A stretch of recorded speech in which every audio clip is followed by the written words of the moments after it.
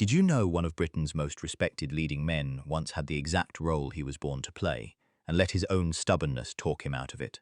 These stars had the looks, the range, and the industry's full attention, and they still made choices you can only call dumb. Stick around because number one will genuinely surprise you. Terry Thomas. Terry Thomas built one of the most recognizable faces in British comedy. The gap-toothed grin, the cigarette holder, the upper-class cad who was always up to something. Here's the honest verdict. He perfected the bounder so completely that producers stopped picturing him as anything else. Terry Thomas leaned into the persona instead of fighting it, and by the time tastes shifted toward grittier British comedy, the bounder had gone out of fashion, and so, largely, had he. WilfridHyde-White. Tall, dry, permanently unbothered, Hyde-White made a career out of playing the unshakable English gentleman, most famously Colonel Pickering in My Fair Lady. That's the trap right there. The more effortlessly charming he made unshakable look, the less anyone in casting wanted to see him rattled. He rarely fought for range. This is the part people miss about typecasting. It isn't always forced on an actor. Sometimes it's comfortable, and comfortable is exactly what stalls a career. Trevor Howard. Howard had one of the great stiff upper lip performances in British film history in Brief Encounter. Restrained, aching, unforgettable. Would you have made the same choice he did next? He kept returning to that same clipped, controlled register, film after film, when audiences were clearly hungry to see what else lived underneath it. Talent got him in the room. Repetition kept him in the same chair. Jack Hawkins. Hawkins was the industry's go-to naval and military commander, steady-jawed authority in film after film, including The Bridge on the River Kwai. Here's what's wild about this one. Producers trusted him with command so completely that softer, more vulnerable roles simply stopped being offered. When circumstances later took his voice, the industry had already spent 2 decades boxing him into one type of man. That's not just misfortune. That's a warning about narrowing your own range while you still can. If you're enjoying this so far, smash that like button and subscribe. New videos every week, and trust us, you do not want to miss what's coming later on this list. Michael Wilding. Wilding had real leading man charm on screen, but he let his off-screen life, most notably his marriage to Elizabeth Taylor, dominate the headlines that should have been about his work.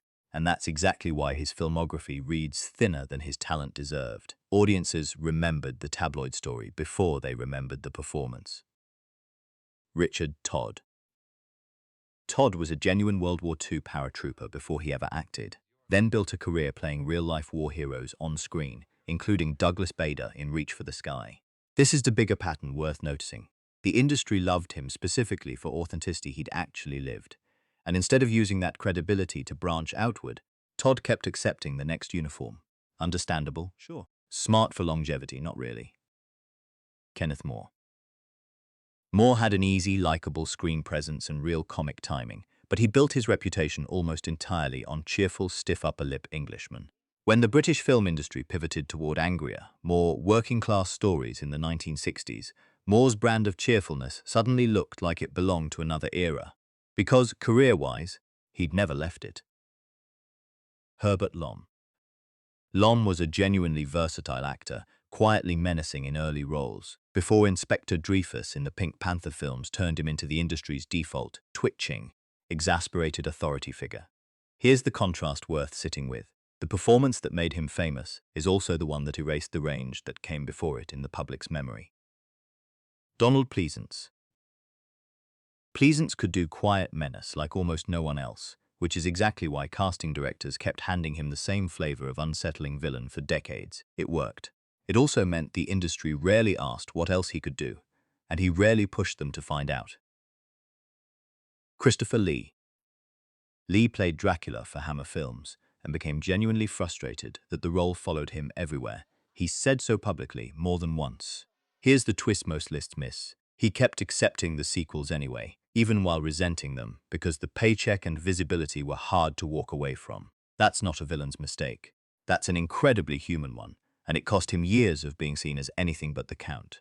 We're halfway through this list, and honestly, the higher we climb, the more avoidable these mistakes get. So if you've got a favorite so far, tell us in the comments, because number one is going to spark an argument. Dennis Price. Price was electric and effortlessly suave in Kind Hearts and Coronets, one of the sharpest performances of its era. But he never protected the momentum that role should have brought him, and his career drifted through progressively smaller works in the years that followed. Talent opened the door. He didn't walk all the way through it. Wilfrid Lawson.